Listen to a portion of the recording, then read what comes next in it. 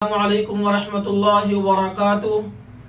मैं हूँ कमरुल हुदा कासमी उर्दू न्यूज़ में खुश आमदीद।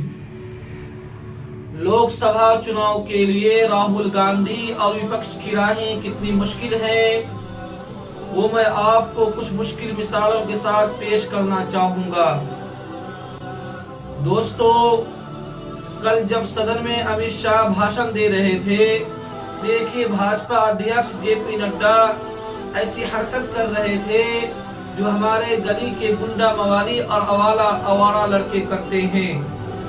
दूसरों पर सीटी बजाते हैं और सामने वाले के शराफत का मजाक उड़ाते हैं। फर्ज करें इस तरह की आवारागर्दी वाली हरकत राहुल गांधी ने की होती तो मोदी मीडिया अपने सर पर आसमान उठा लिया होता। मैं वो बात नहीं भूला हूँ, आज से कई साल पहले राहुल गांधी भाषण देने के बाद सिर्फ इस तरह से अपनी पलकें झपकी थी तो प्रधानमंत्री से लेकर भाजपा के बड़े बड़े नेता, यहाँ तक कि मोदी मीडिया ने सभी लोगों ने सीधे सीधे हमला बोला था। राहुल गांधी पर उन्हें घटिया होने तक का इल्जाम लगाया था। अभी ज्यादा वक्त भी नहीं गुजरा होगा, राहुल गांधी ने फ्लाइंग किस भी नहीं दिया, मगर स्मृति ईरानी से लेकर पूरा मीडिया इस खबर को बड़ी तेजी के साथ सोशल मीडिया पर वायरल कर रहा था कि राहुल गांधी ने भाजपा के महिला नेताओं को फ्लाइंग किस दिया है। आपके मोबाइल स्क्रीन पर रमेश बिधोरी एक संसद है और एक और संसद दानिश अली के बारे में ये बेहुदा अल्फाज का इस्तेमाल कर रहे थे। आज तक इन पर कोई सख्त कदम नहीं उठाया गया।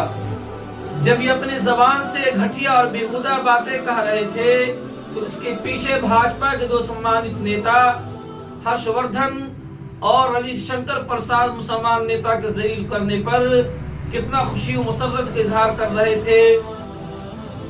मैं ये मिसालें आपके सामने क्यों पेश कर रहा हूँ?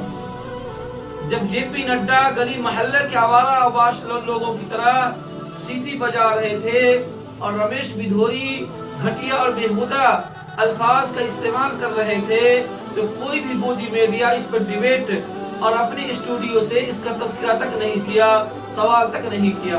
भूषण चरण सिंह हमारे देश के आन बान शान महिला पहलवान के बारे में जब गलत चीजें करते हैं जिसका तस्करा दिल्ली पुलिस की चार्जशीट में दाखिल है, कोई भी मोदी मीडिया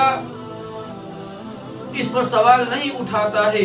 कोई मोदी मीडिया प्रधानमंत्री को अदालत के कटघरे में खड़ा नहीं करते हैं कि आप इसको क्यों बर्दाश्त कर रहे हैं।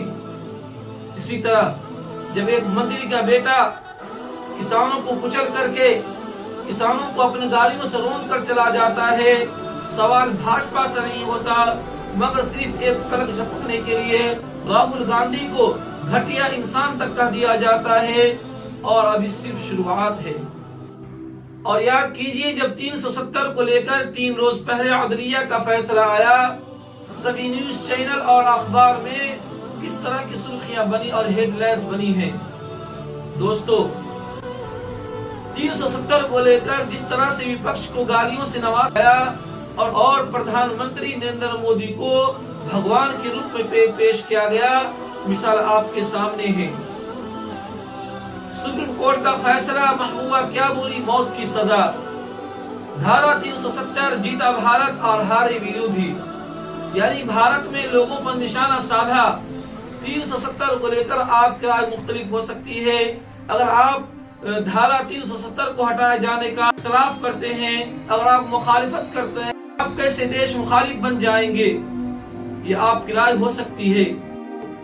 आगे देखिए साहब, कहा था ना 370 भूल जाओ, 370 वाला नासूर नेहरू का कसूर। 370 पर मोदी सही थे, तुष्टीकरण की हार, कश्मीर की जीत। कश्मीर पर कांग्रेस की 370 गलतियां। इसी तरह से अगर आप अखबार की सुर्खियां देखेंगे तो आपका दिमाग हिल जाएगा। दैनिक जागरण ने क्या लिखा है? 7 दशक का दंश खत्म, एक ही करण को बल देने वाला फैसला, सत्य एवं सुलह आयोग बनाने की जरूरत। जम्मू कश्मीर के पास नहीं थी कोई संप्रभुता। छोटे छोटे कदमों से कश्मीर पहुंचे मोदी जी, छोटे छोटे सपने सजाकर कश्मीर पहुंचे मोदी जी। इस तरह से पाक अधिकृत कश्मीर हमारा है, शाह का बयान। और अमर उजाला ने क्या लिखा है, आखिर 370 से पूरी आजादी। ये सब लिखने और कहने का क्या मतलब है? इसका मतलब ये है कि 370 के बहाने मीडिया ने 2024 के लिए भाजपा की तशहीर शुरू कर दी है। और मीडिया का मकसद साफ दिखाई दे रहा है, सरकार को हीरो और मसीहा के रूप में पेश करो और विपक्ष को विलन और खलनायक की तरह पेश करो। अमित शाह जब उसने इस पर अपना भाषण दिया, एक बार फिर उन्होंने देश के पहले प्रधानमंत्री को याद किया और उन्हें पानी पी पी कर गालियों से नवाजा। और अमित शाह का अंदाज़े बयां देखिए, उनके अंदाज़े बयां में एक दम था, एक अहंकार था। किस तरह से विपक्ष को नसीहत दे रहे थे, सुनिए आपकी स्क्रीन। मगर जब इतिहास सिद्ध कर दे, समय सिद्ध कर दे ये फैसला गलत है, देश के हित में वापिस आना चाहिए। अभी भी मैं कहता हूँ वापिस आइए, वरना जितने बचे हो इतने भी नहीं बचे। यही नहीं, जब मनोज झा अपनी बातें रख रहे थे तो किस तरह उन्हें बीच में रोक दिया गया और मनोज झा को खामोश करा दिया गया।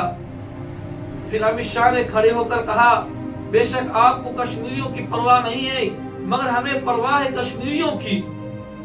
370 हटाए जाने के बाद कश्मीर में डीएसपी मारे जा रहे हैं, कर्नल मारे जा रहे हैं, मेजर मारे जा रहे हैं। ये सब हो रहा है, ये यकीनी बात है। सरकार के कश्मीरी नीतियों पर सवाल उठना ये यकीनी और बदीही बात है। हालांकि मेरा ये भी मानना है कि आम कश्मीरियों को अब सुकून से रहना चाहिए। उसका बुनियादी अधिकार है कि अब वो सुकून से रहे, रोजी रोटी कमाए, नौकरी करे, और उसके लिए ये जरूरी है कि एक नई तारीख लिखें और आगे बढ़े। इस वीडियो में इतना ही, मिलते हैं नेक्स्ट वीडियो में। अगर आपको वीडियो अच्छी लगी हो तो इसको अपने दोस्तों के पास शेयर कर दें, और अगर आपने अभी तक हमारे चैनल को सब्सक्राइब नहीं किया है तो बड़ाए करम आपसे विनती है, आपसे रिक्वेस्ट है कि आप हमारे चैनल को जरूर सब्सक्राइब कर दें। अस्सलाम वालेकुम व रहमतुल्लाहि व बरकातुहू।